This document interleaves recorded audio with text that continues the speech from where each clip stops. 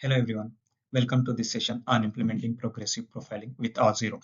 I am Pranay from ENH iSecure. I hope you have gone through presentation where we have discussed about progressive profiling overview and workflow. Now let's move on to the live demo. In this session, we will walk through how progressive profiling is set up using Auth0, showcasing real-time configuration and user experience enhancements. Let's dive in and see it in action. This is my Auth0 admin dashboard. Let's create forms. Navigate to Actions, click on Forms. It will open in a new tab. I have already created a few forms. Let us discuss each and every form. Let's open Personal Information form.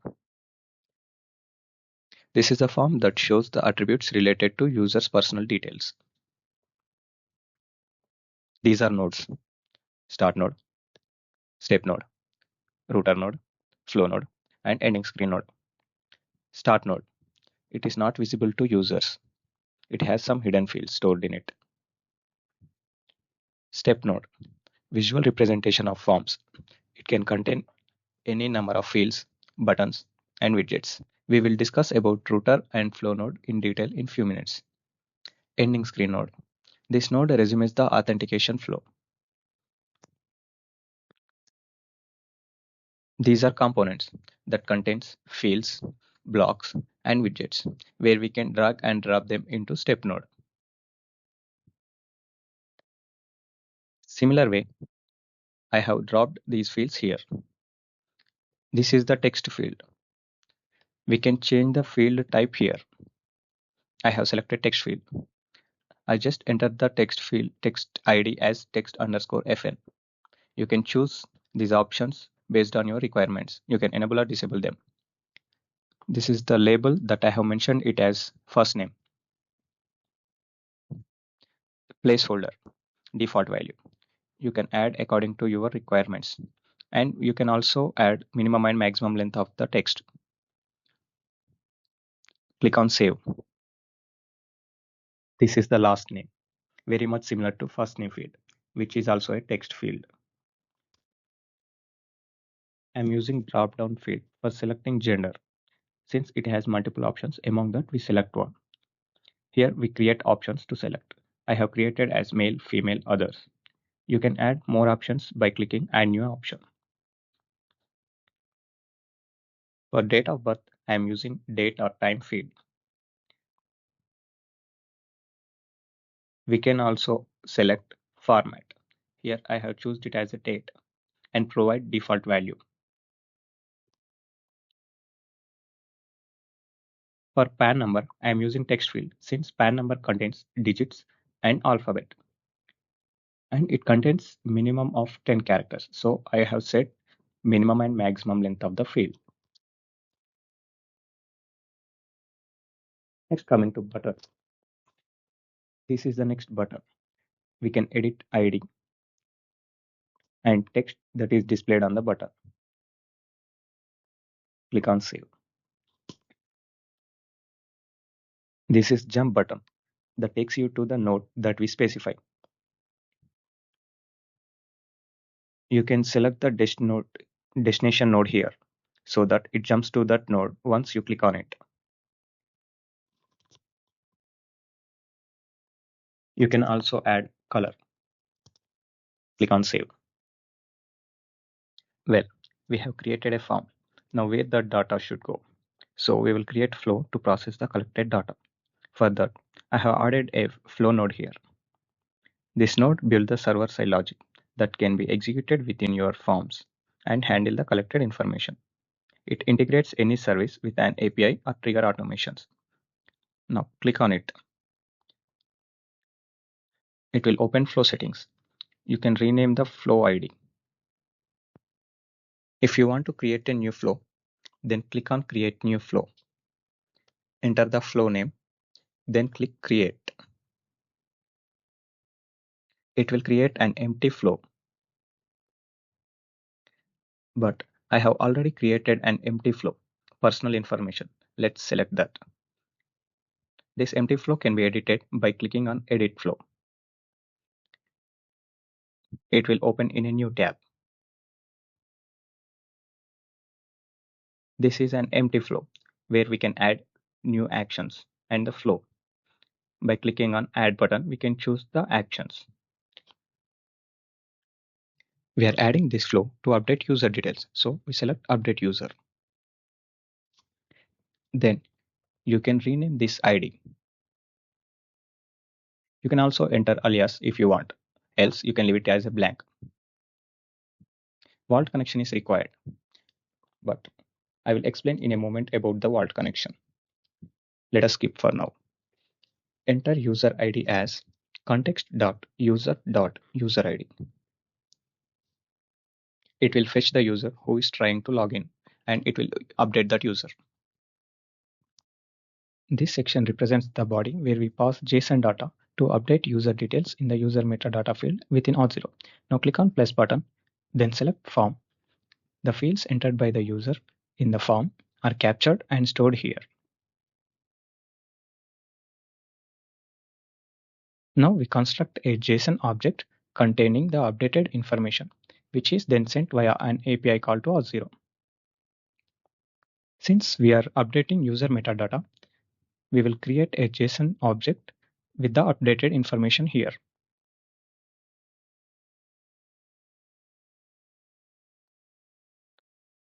First, we will enter first name,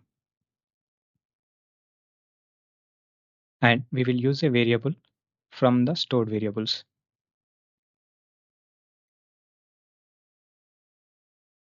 I'm taking this variable here. Next, last name.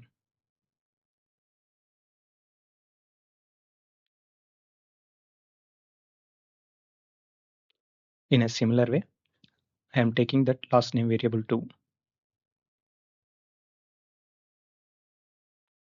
And gender.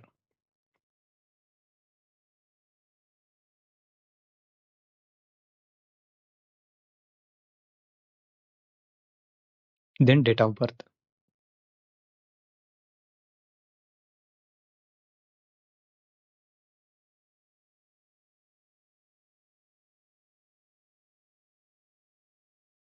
And PAN number.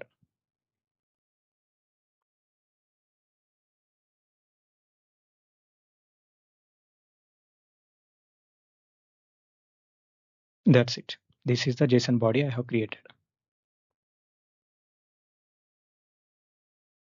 Now, coming back to vault connection. To establish a secure vault connection for storing sensitive data, we begin by creating a machine-to-machine application with the necessary permissions. To create M2M application, go back to Auth0 admin dashboard.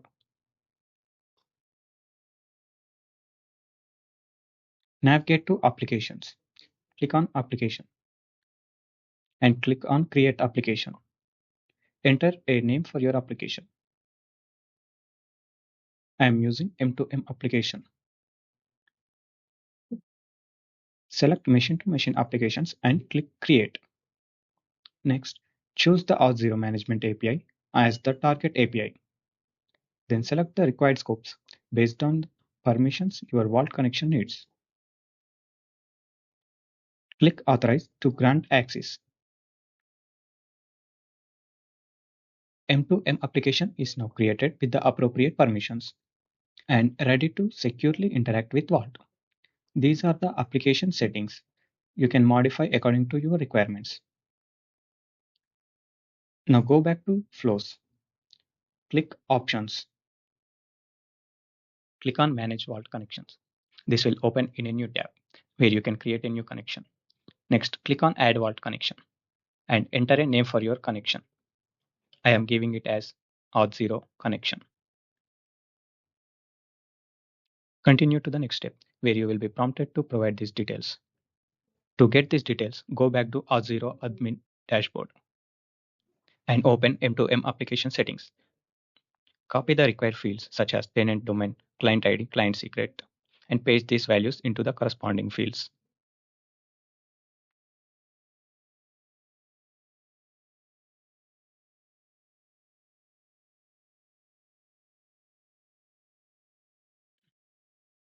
Once done, click on Add Vault Connection. Your Vault connection is now successfully created. Now go to the Flows tab. You will see the newly created Vault connection listed there. Select the connection. Then click on Save and Publish to apply the changes. Next, return to the Forms tab. Here we have already configured and properly set up the personal information form, ensuring it's ready to securely collect and store user data. Now click on Save and Publish to apply changes here as well. Now let's navigate back to the Forms section and open the organization details form. Here we have added several fields. Let's walk through them. First, we have a rich text field. This allows for formatted content. Next is the text field, similar to what we saw in personal information form. You can customize this with a placeholder, default value, and define minimum and maximum character limits to ensure consistent input. Following that is the job title field, which is also a text field and shares the same customization options like placeholder, default value, minimum and maximum length of the input. Then click on Save. Lastly, we have the location field, another text input designed to store geographical information about the organization. Click on Save. At the bottom of the form, we have the Next button that continues the flow to the next step. Then we have the Jump button, allows users to skip ahead to the ending screen node. You can personalize this button by changing its color to match your branding. To complete the setup, we have added a flow node that updates the user metadata. In this node, I have added Update User Metadata Flow. Now let's head over to the Flows tab to see how this integrates into the overall user journey. Let's click on Flows. Here you will see a list of flows that I have created earlier. Let's open the one titled Update User Metadata. Inside this flow, I have added Update User Action. Let's click on and select Auth0 connection to configure the connection. To fetch the user, we use the expression context.user.userid. Then I have created a JSON body that includes the parameters we collected in the form: location, job title, and company name, each linked to their respective variables. To view all stored variables, click on plus icon, select form, and you will see the list of variables available for use. Once everything is okay, click Save and Publish to finalize the flow.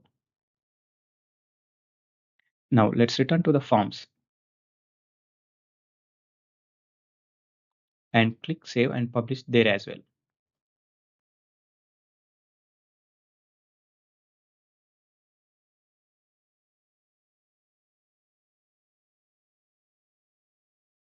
Go back to forms. Next, let's walk through the subscription form. This form presents various payment options based on the selected subscription plan. I have structured it using step node, router node, and a flow node. Let's walk through these nodes. Here is the rich text section used to display the information, followed by the next button, which I have customized to say it as a subscribe. Click on Save. There is also a jump button, edited to display continue without subscription. Clicking this button takes the user directly to the ending screen node, which I have specified here. You can personalize its appearance using the color picker. Click on Save.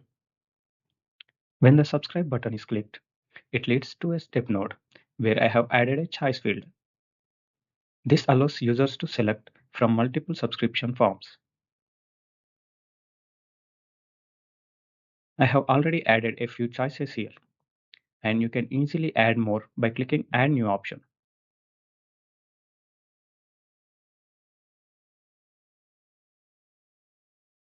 And can remove any choice by clicking Delete option. Click on Save. Coming to buttons, Continue button is next button that takes user to the following node. And Back, it is a previous button that takes the user to the previous node.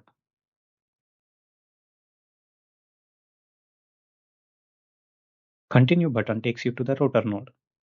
Let's move on to the router node. In the router settings, you can enter or rename ID and alias. You will find a section called rules where you can define your logic. Let's create a rule 1. If the selected option in the previous node is equal to basic, then this rule will be executed. Otherwise, the default case will be executed. To add a new rule, click on Add New Rule. Based on the rule logic, you can define different paths that lead to the respective nodes. When rule 1 is triggered, it will go to this node, else it will go to another node. Now this is the payments form used for processing payments.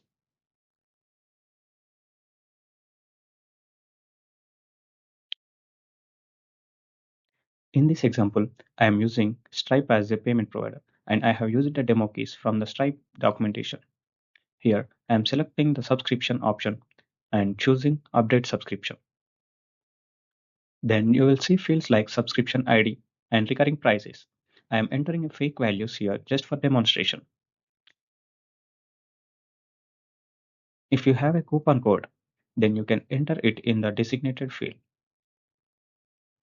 Since we are updating the user details, I have selected Update Customer and provided the user ID. You can also customize which fields are displayed on the form when entering card details. Then click on Save. This form is configured for the basic subscription plan. When the user selects the premium plan, the flow moves to a similar node, another payment form. This is very much similar to the previous payment form. The only difference is the price ID, which has been updated accordingly. Everything else remains the same.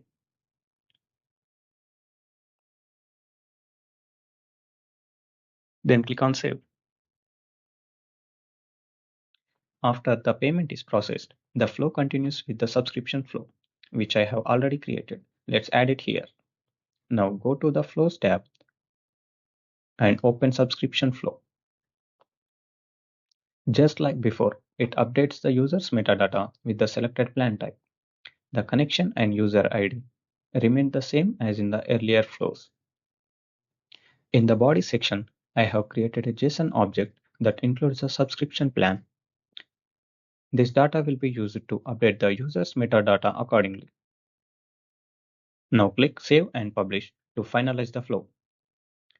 Next, go to the Forms tab and click Save and Publish again. Now let's open the personal information post-subscription form.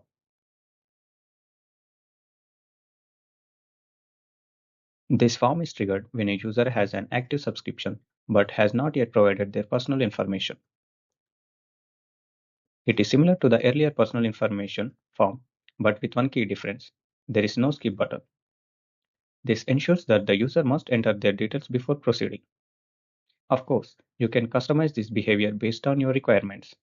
If these fields are mandatory for subscribed users, removing the skip button is a good idea.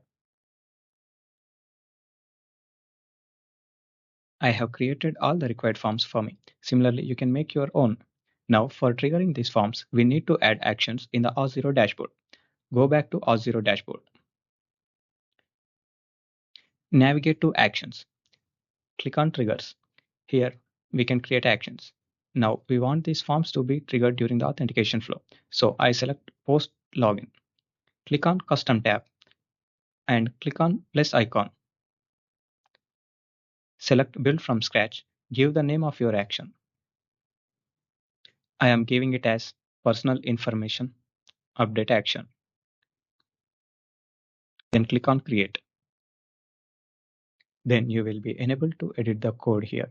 You can write your own logic. Now I want this form to be triggered during my second login if the personal information fields are missing. So I put that logic here.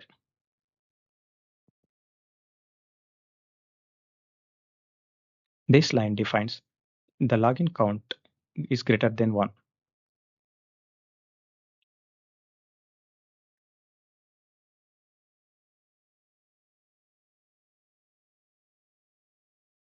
And this line defines if there is no personal information.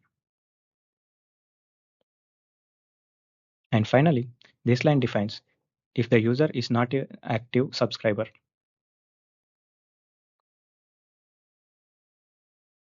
Then in such case, the form should be triggered.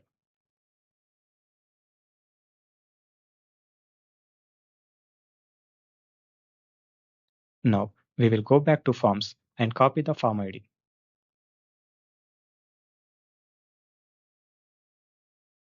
Paste it here so that once the logic is true, it will render to the form. Uncomment these two lines to continue the flow of the authentication.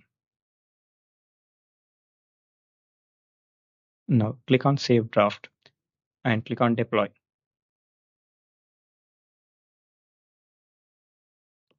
Action is created. Now let's add another action to trigger the organization details form. Start by creating a new action. Enter a name for it. Click on Create. I want this form to start displaying from the user's start login and only if their organization details are missing. So here is my logic. The login count should be greater than 2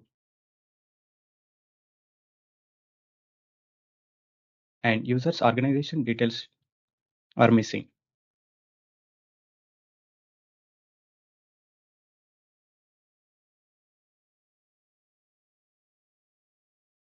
In such case, it should be prompted for organization details form.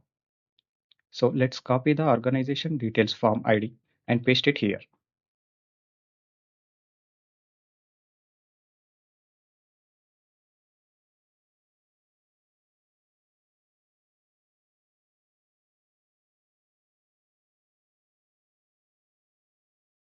Now go to the last and uncomment these two lines.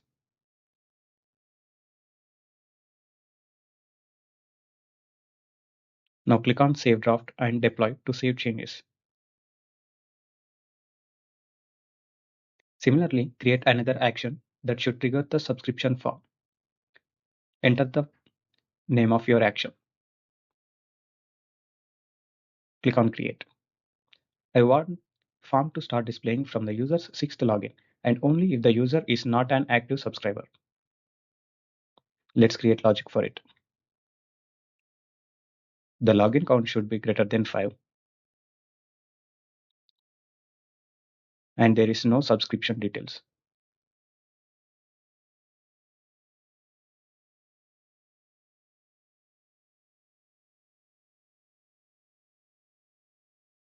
It should prompt for subscription form.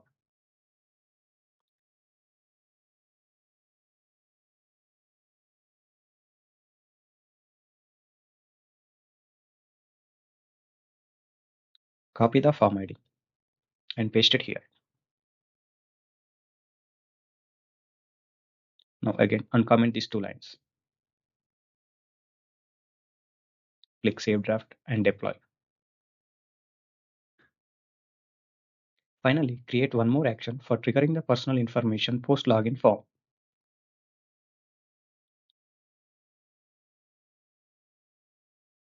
I am giving the name as personal info post-login.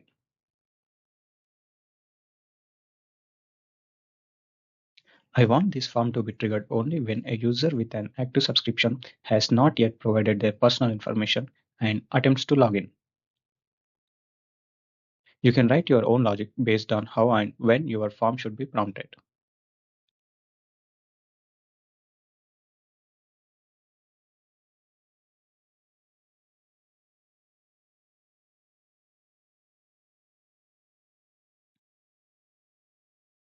I have written a logic where user is an active subscriber but not yet provided his personal information.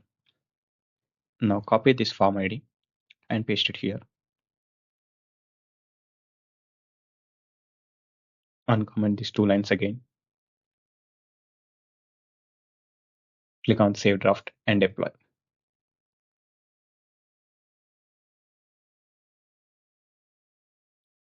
Now the actions are ready. After creating all the actions, then drag and drop those actions here.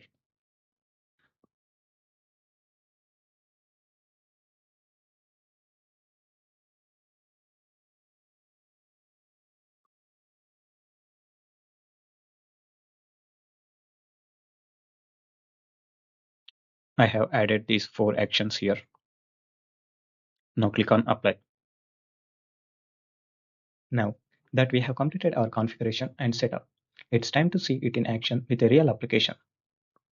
I have created a simple single-page web application called Reminder. Navigate to Applications, click on Applications. Here you can see my application, which runs in the browser. For this demonstration, we will use it to showcase progressive profiling. But feel free to use your own application if you prefer. Let's begin by opening the Reminder app in a new incognito window. This is our initial landing page. When I click on Login, the app redirects to the Auth0 authorization server for authentication. Let's register a new user named Jando. I will enter an email as jando@auth0.com and username as John_do, and I'll give a password. Then click on Continue. Now it prompts for user consent. Clicking Accept takes to the home page. Here we can see John's basic user details. He is now signed up and logged in for the first time. Next, let's head over to the Auth0 admin dashboard. Under User Management, click on Users. You will see that a new user has been created. Clicking on John Doe's profile shows his name, email, and username. Notice that there is no additional information in the user metadata yet.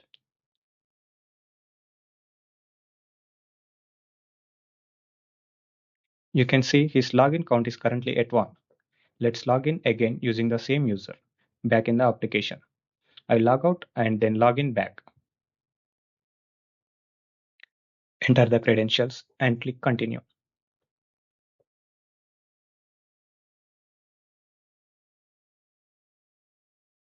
Since this is his second login, the app now prompts for personal information.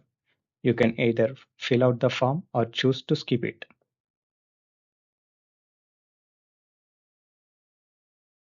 For this demo, I will fill out and click Continue.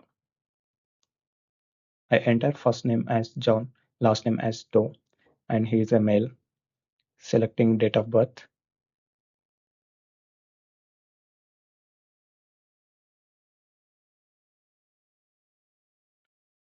And then entering PAN number.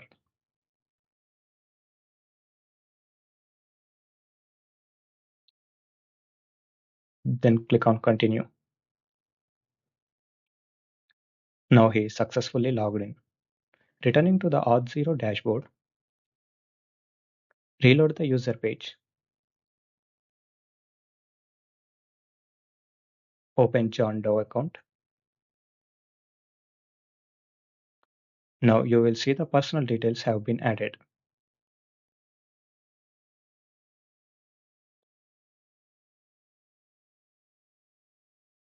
Also, login count has increased to 2. Let's log out and log in once more. This time, the app prompts for organization details. I'm using username here. See, we can have organization details form. You can enter the details or skip. Let's skip for now. John Doe is logged in. And back in the dashboard,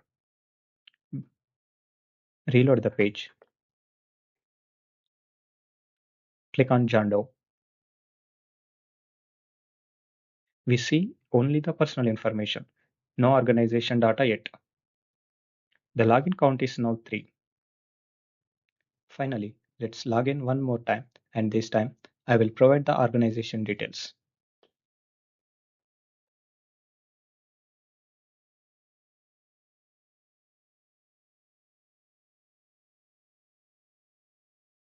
I'll give company name as ENH iSecure Private Limited, job title as IAM Engineer, and location Hyderabad.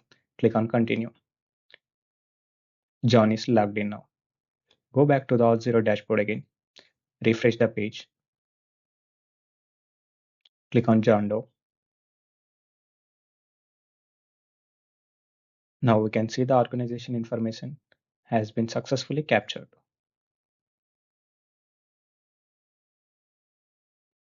Let's dive into another use case. We have a user named Alice who has already registered and logged in 8 times. Let's open her profile. Interestingly, Alice's profile contains only organization details, while personal information and subscription details are missing. Let's test this scenario. First, open the Reminder application and log out from John Doe. Now log in using Alice credentials.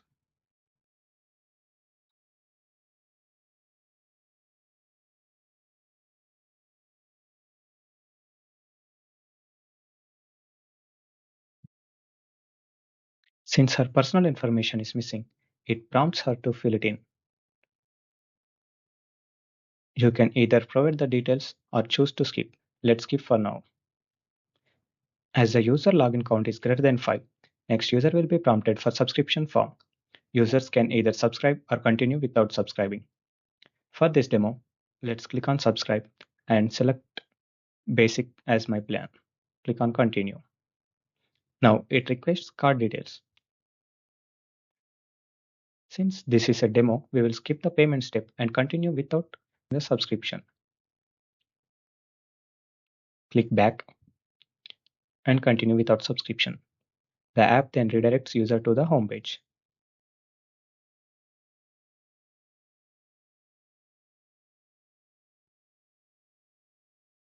Go back to Auth0 dashboard.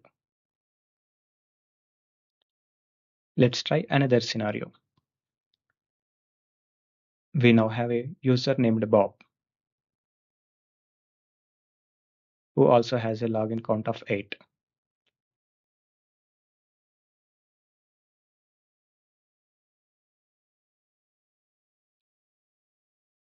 Bob is an active subscriber and has organization details, but his personal information is missing. Let's try logging in with Bob's credential.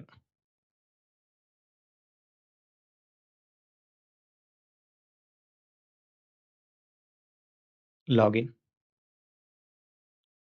Enter Bob credentials.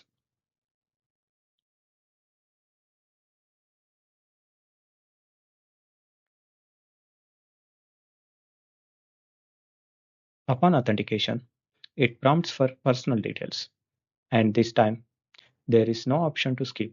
In our configuration, users with active subscriptions are required to provide personal details. Let's fill in the form and continue.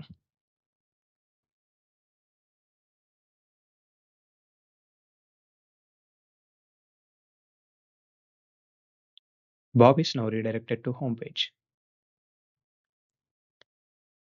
Back in the Auth0 dashboard, reload the page again and open Bob's profile. Now you can see that his personal information has been updated.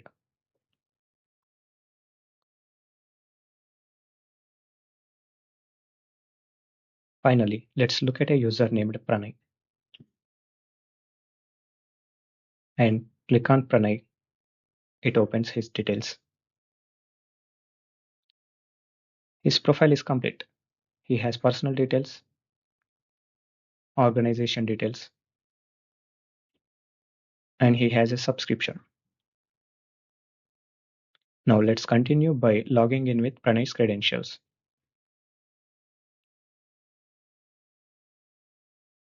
Log out from Bob and log in using Pranay's credentials.